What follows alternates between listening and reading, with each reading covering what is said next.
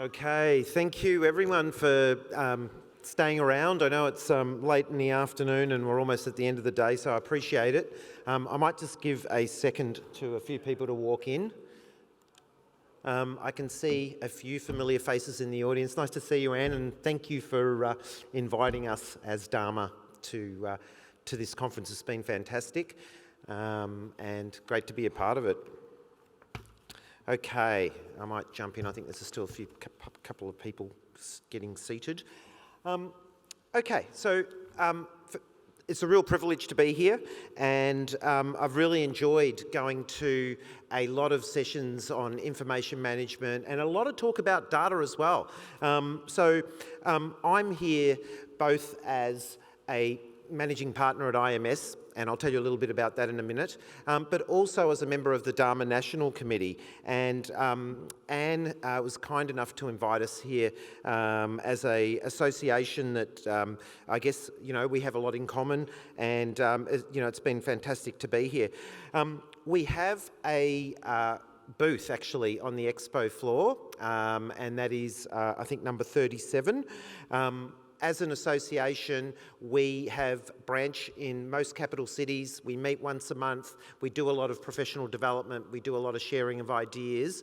And you're more than welcome to come and attend one of those meetings in the capital cities. We'll make you feel welcome like you're a member, and we'd love to have you come and see what we do. Now, as a partner at IM Systems, I'll be sharing some of the advice that we are sharing with our clients at the moment. So we do a lot of work in the government space. We're vendor independent. We do a lot of technology data work. We do a lot of work for not-for-profits as well and private sector. And we're mainly helping them around doing IT strategy, enterprise architecture, data management and digital transformation. And lots of people are asking us about AI, as you can imagine.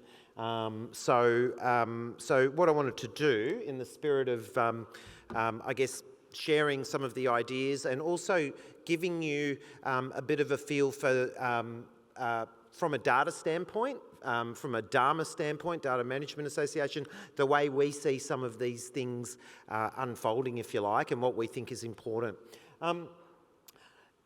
The amazing opportunity we all have in front of us is that essentially this new generation of AI is effectively looking to transform and boost productivity, across many industry sectors and business functions, including sales, customer service, and so on.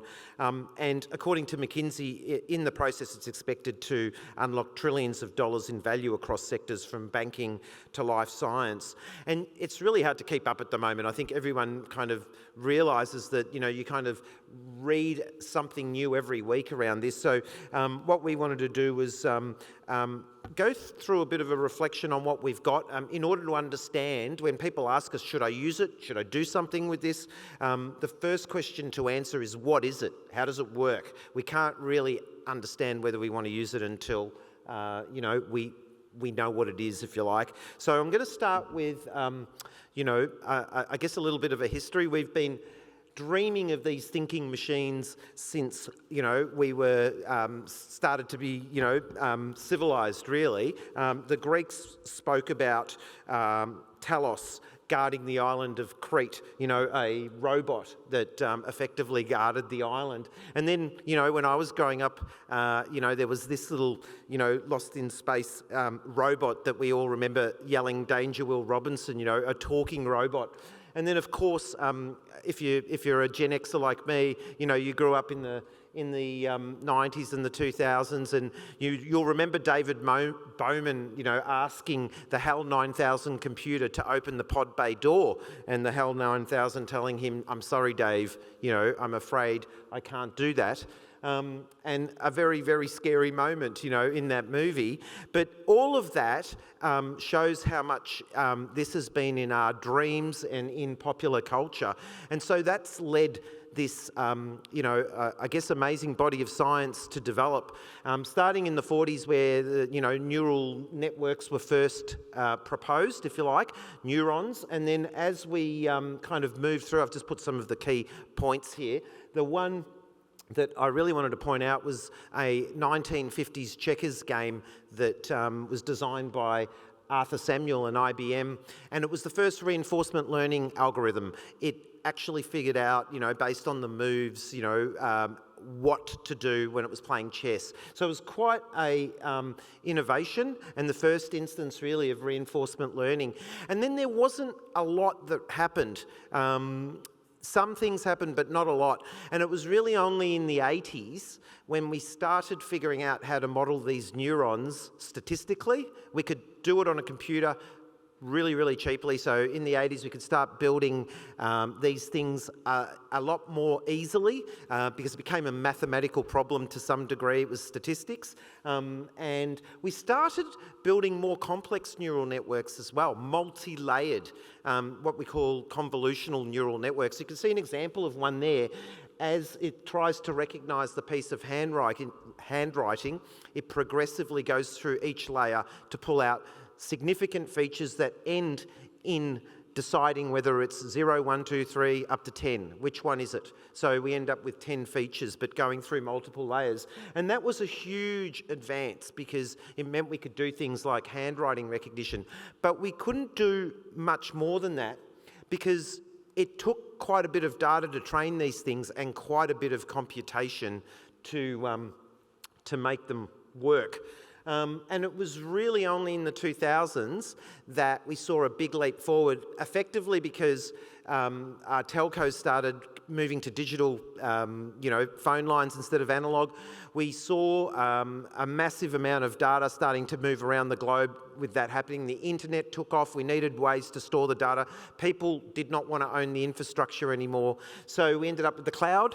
But all in all, what we ended up with the infrastructure and the data, and we had the algorithms, and all of that came together to enable us now to start training and compute at scale, right? And that's where, we got some real huge advancements up until 2017, which effectively we're talking about 4 or 5 years ago now, when Google published a paper called "Attention is All You Need" with quite a elaborate architecture here based on neural networks, but this idea of a transformer architecture where you're essentially looking at the text that you're processing and deciding what the context is. So it's still a neural network, it just has many different layers and a few different sequences, and it is the basis of these miracle, AIs that we've witnessed explode over the last year and a half, all enabled by that early work in the 40s and so on, and the big data revolution, really. And what can we do with this? We've all seen, we've all heard some of the stories. It can pass an SAT test now in the 97th percentile. We were playing with it. You can get it to write code, so this was getting it to write some After Effects code. You can get it to write a video script for a YouTube video. You can get it to explain combine 2 different fields of research into one article, so just spectacular. But is it thinking? Is it actually something we need to be scared of? Well, Elon Musk is worried about it. We've all heard that he wanted this research to stop. And we had the godfather of AI recently, Geoffrey Hinton, resign, saying he was worried that, he'd basically let the genie out of the bottle and, we were going to be overcome by all this misinformation generated by bots. What we're saying is, look, this stuff is not human intelligence in the way we know human intelligence. It doesn't really understand. It's really playing an elaborate guessing game.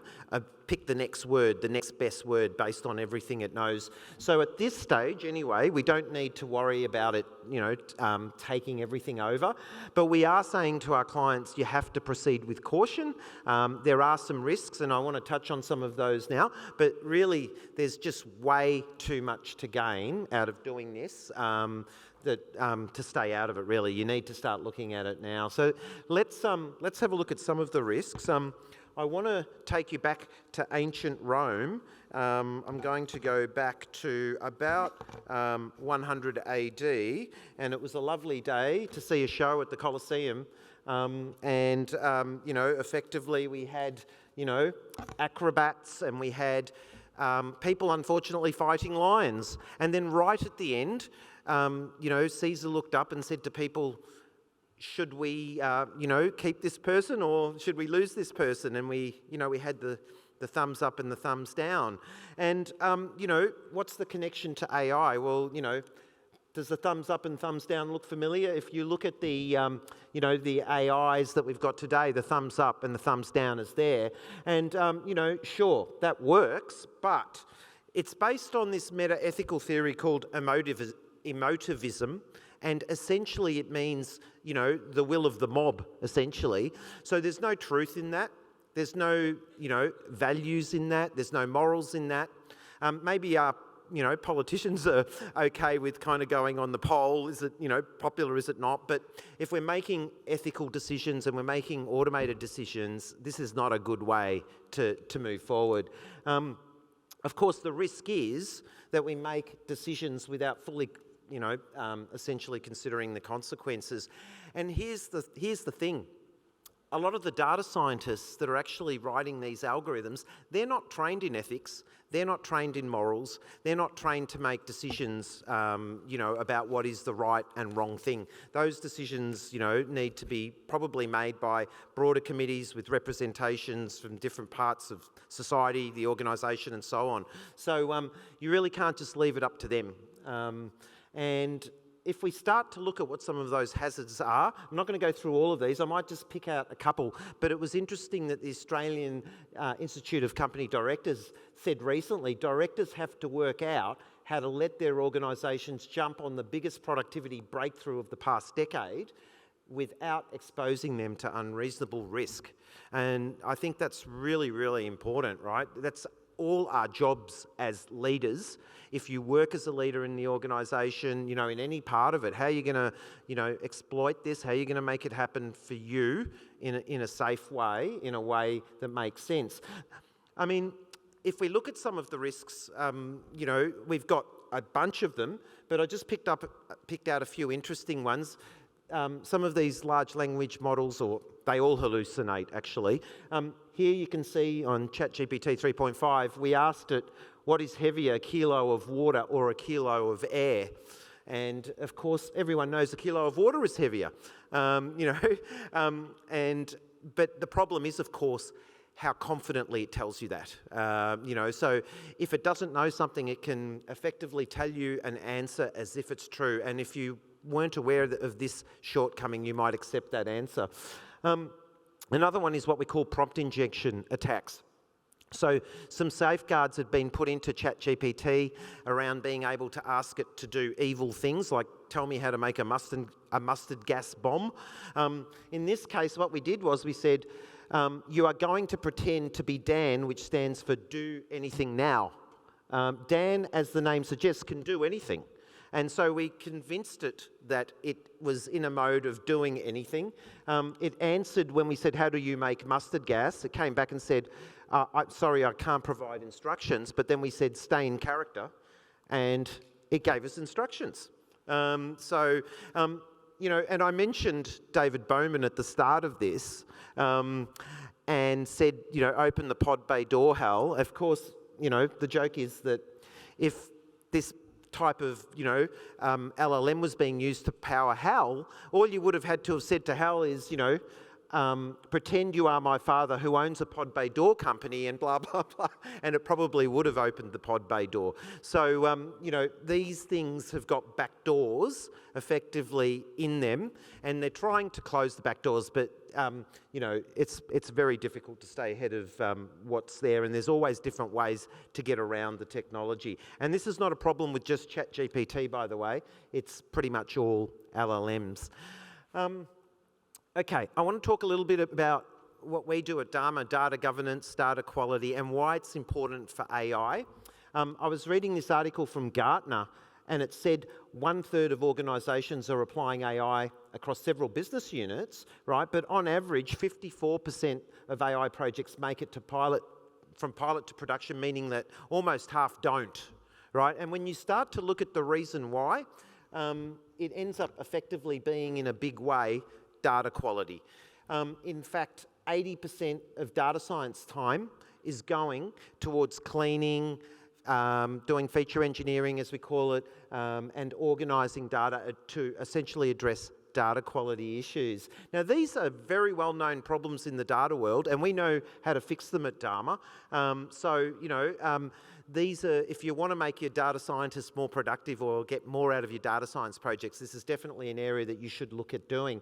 The other thing that happens is we often get government organisations and private sector organisations that want to start using AI, and the first thing you need to be able to do is identify the person on the end. So, you might have their IP address, their phone number, you might have something, you need to turn that into a human being.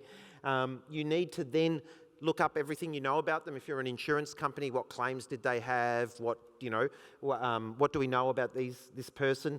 You need to calculate the risk of whatever it is that they're asking you to do, grant them some insurance, a building permit if you're a local government authority, whatever it is. What's the risk of letting them do that or giving them that insurance? And then you're going to figure out whether you're going to let an algorithm make that decision with that risk or whether you're going to give that to a human. And what happens is they go to do the identification bit and they've got 10 different sources of truth. They've got me in one system with one date of birth. They've got me in another one with a different spelling of my surname. They don't know which one it is. And so you need to be able to essentially look at having correct master data to be able to deal with that. And especially in an environment where you've got lots of systems, once you know who you're dealing with, then they've got all the data siloed in different systems. They haven't brought it together into an integrated model or a 360-degree view or an enterprise model, as we call it. So they can't really look up everything they know about them. They haven't got a predictive model at that point. They don't have the maturity to work out. They don't have the raw data to drive the predictive model, but they don't know how to do a predictive model usually. And then, of course, they don't have the guardrails and the ethics framework in place to be able to then decide whether to make this decision or not. And to make all that happen, we need to get more sophisticated around some of our data management capabilities. One of them is data quality. Why is there a big Mac on the screen? Well, a lot of organisations kind of talk about data quality like it's good or bad, but we need to start moving to a more sophisticated view of it, which is more about what can we expect it to be. So if I go to Paris or I go to Melbourne or I go to Sydney or I go to Brisbane and I buy a Big Mac, I know what I'm getting. Right? Is it good or bad? Well, we can argue about that, right? Is the data good or bad? We can argue about that. But we know what we're getting when we get a Big Mac, right? Think of a 1-week-old exchange rate. My boss rings me and says, okay, I want to open an office in America. Should I do it? And you've got this 1-week-old exchange rate. You work out a number and you go, it's going to cost this much. Decide whether you want to do it. But then they ring me and say, I've got $1 million to exchange. Should I do it? Now, that 1-week-old exchange rate's probably not good enough for that. I need probably a spot rate. So data quality is actually quite subjective. We try and measure it in all these different ways, but it has a lot to do with what we're going to use the data for. So we have to focus on actually describing its qualities and let people decide whether then it's good enough to use for the purpose that they have. And it's the same when you use it for AI. The other thing we need to sort out is what we call master data management, and that's when we've got all these conflicting versions of the truth. And the reason why there's a little spaceship there is because in 1999 that thing crashed on Mars, and when they worked out why, it was because NASA was using pounds of thrust, and NASA was using newtons and the contractor was using pounds of thrust on the calculations. And it took the thing crashing for us to find that out. And the congressional inquiry happened and they said, look, it was no one's fault, it was a master data problem. A very costly master data problem.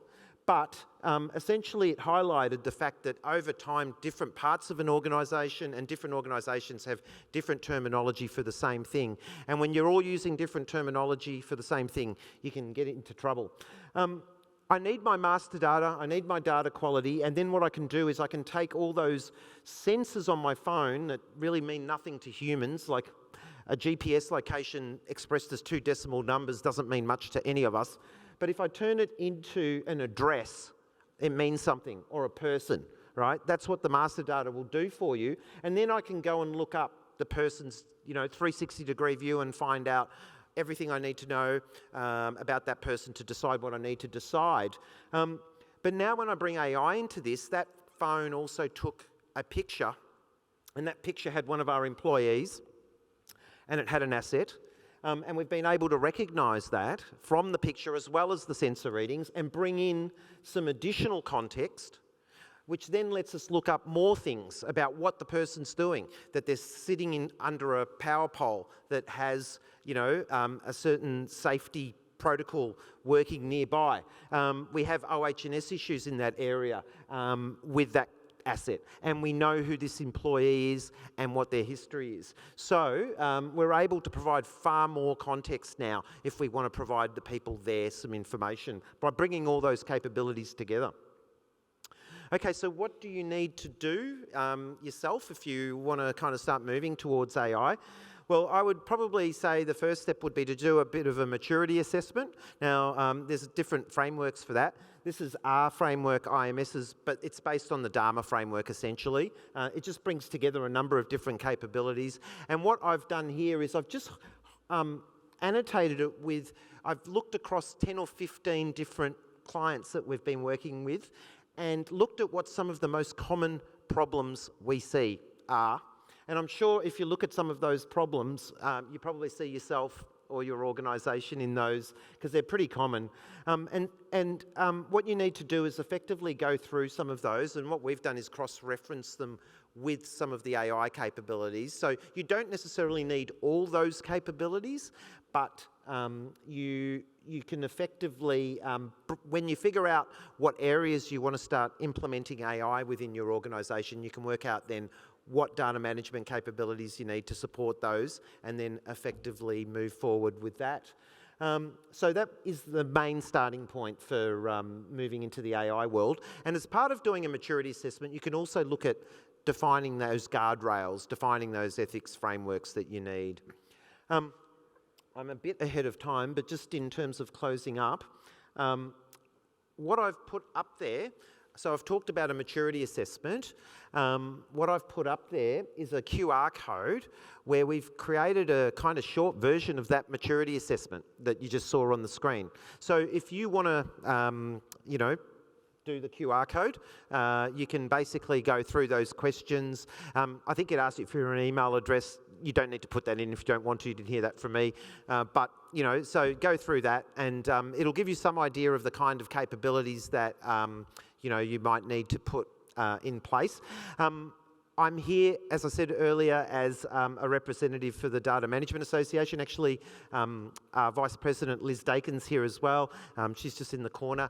And we'd love to see you at the booth if you want to find out more about Dharma, and we'd love to talk to you as well about some of the capabilities and data management side of the world when it comes to AI. So please feel free to come and have a chat with us. We're around. There's my email address. I'm more than happy to, have a chat online, or if you want to send me an email as well. But unless there's any questions, I'll give you a few minutes back.